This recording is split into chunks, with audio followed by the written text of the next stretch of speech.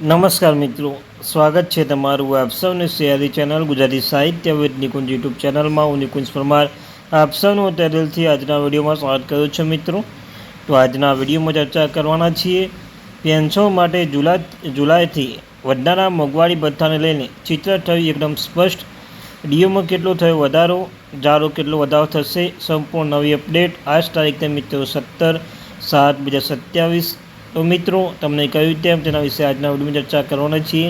જો તમે એક પેન્શનધારક છો અથવા તમારા ફેમિલી મેમ્બર કોઈ પેન્શનધારક છે તો તમારા માટે આજનો આ વિડીયો ઉપયોગી બનશે. વિડીયો શરૂ કરતા પહેલાં ચેનલમાં નવા છો ચેનલ સબસ્ક્રાઈબ કરી વિડીયોને લાઇક કરી તમને મળ્યા ચેનલ પર સરકારી કર્મચારી, નિવૃત્ત કર્મચારી, પેન્શનધારક બાબતે હરરોજ એક નવી અપડેટ મળતી રહેશે.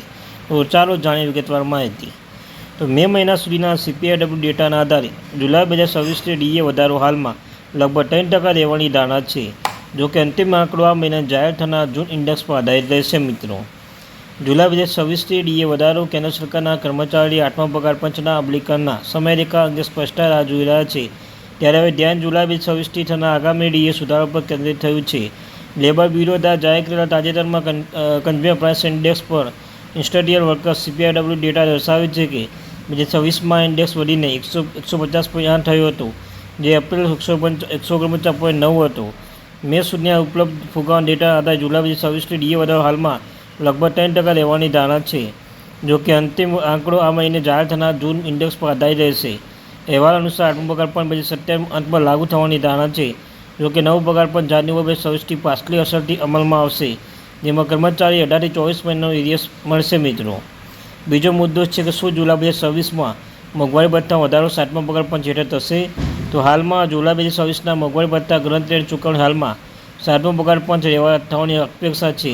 જોકે 8મો પગાર પંચ પાછલી અસરથી લાગુ કરવાની મંજૂરી મળ્યા પછી કોઈપણ તફાવત બાકી રકમ ચૂકવવામાં આવશે. સામાન્ય રીતે જ્યારે નવો પગાર પણ લાગુ કરવામાં આવશે ત્યારે ડીએનો પહેલો હપ્તો 0 પર રીસેટ કરવામાં આવશે. ડીએ વધારો 6 મહિના સુધી શરૂ થાય છે અને કર્મચારીઓના પછીની બાકી અને ચૂકવવામાં આવેલા ડીએ વચ્ચે અંતર બાકી રકમ મળે છે. એટલે જાન્યુઆરી જૂન 2026ના સમયગાળા કોઈ ડીએ બાકી રહેશે નહીં. જુલાઈ 2026થી 7મું CPC હેઠળ કોઈપણ ડીએ વધારો CPC લાગુ થયા પછી બાકીની રકમ પરિવર્તન થઈ શકે છે. કર્મચારી સંગઠન યુનિયન એક સૂત્ર નામ ન આપવાનું સરળ જણાવ્યું છે. તો તમને કહ્યું મિત્રો, સૂત્ર નામ જણાવ્યું છે જુલાઈ 2026થી 7મા CPC હેઠળ કોઈપણ ડીએ વધારો 8મો પગાર પંચ બાકી રકમ પરિવર્તન થઈ શકે છે મિત્રો. બીજા શબ્દોમાં કહીએ તો જો કર્મચારી 7મો પગાર પંચ હેઠળ જુલાઈ 2026માં ડીએ વધારો મળે છે અને 8મો પગાર પંચ સુધારા પગાર ધોરણ સાથે પરિસ્થિતિ અમલમાં આવે તે સરકારના પહેલાંથી કાઢેલા ડીએ અને સુધારા મૂળ પગાર પર ચૂકવવામાં આવે ડીએ પાત્ર ડીએ વચ્ચે તફાવત બાકી રકમ તરીકે ચૂકવે છે, જે અંતિમ ભલામણ સરકારની મંજૂરી આધીન છે. CPIW થયેલા ફેરફારના આધારે ડીએ દર વર્ષે 2 વાર સુધારવામાં આવે છે. તો 1 જાન્યુઆરી જુલાઈથી અમલમાં આવે છે, જ્યારે સામાન્ય રીતે થોડા મહિના પછી કરવામાં આવેલા કર્મચારી પાછલી રકમ સુધારેલી રકમ મળે છે. જુલાઈ 2026 ડીએ તારીખ ક્યારે જાહેર થશે?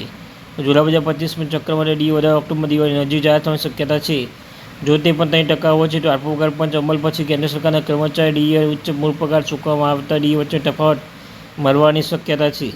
જો કે સરકાર અમલીકરણ તારીખ, ફિટમેન્ટ ફેક્ટર, પે મેટ્રિક્સ અને ડીએ ટ્રાન્ઝેક્શન ફોર્મ્યુલા જાહેર ન કરે ત્યાં સુધી કર્મચારી સ્પષ્ટતા માટે રાહ જોવી પડી શકે છે. તો મિત્રો, તમને કહ્યું ડીએ વચ્ચે તફાવત મળવાની શક્યતાઓ છે અને તેમાં સરકાર સ્પષ્ટીકરણ અમલીકરણ તારીખ વચ્ચે કોઈ કર્મચારી સ્પષ્ટતાની રાહ જોવે એવી છે મિત્રો. જુલાઈ મહિનાના ડીએની ગણતરી કેવી રીતે કરવામાં આવે છે? લાસ્ટમાં જુલાઈ ડીએનો સુધારો પાછલા 12 મહિના સરેરાશ અંતર CPIW ડેટા પર આધારિત છે. 2026 ઇન્ડેક્સ ઉપલબ્ધ હોવાથી અંતિમ ડીએ ગણતરી કહી શકાય. ફક્ત જૂન 2026માં CPIW વંચન બાકી છે. હાલમાં ઉપલબ્ધ ડેટા સૂચવે છે કે ફુગાવો ડીએ લગભગ 3% વધારો થઈ શકે છે, પરંતુ જૂનના ફુગાવા આંકડા જાહેર થાય ત્યાં અંદાજ બદલાઈ શકે છે. સરકાર છેલ્લે 1 જાન્યુઆરી 2026થી અમલમાં આવતા મોંઘવારી ભથ્થા 18% ડીએ વધારીને જાહેર કરવામાં આવશે. 2% ડીએ મંજૂરી આપી હતી. 18 એપ્રિલના રોજ કેન્દ્રીય મંત્રી મંજૂર કરાયેલા નિર્ણયથી કેન્દ્ર સરકારના કઈ કરોડથી વધુ કર્મચારીઓને પેન્શન ફાયદો થશે મિત્રો. તો આ અત્યારથી મહત્વપૂર્ણ update. Thank you very much.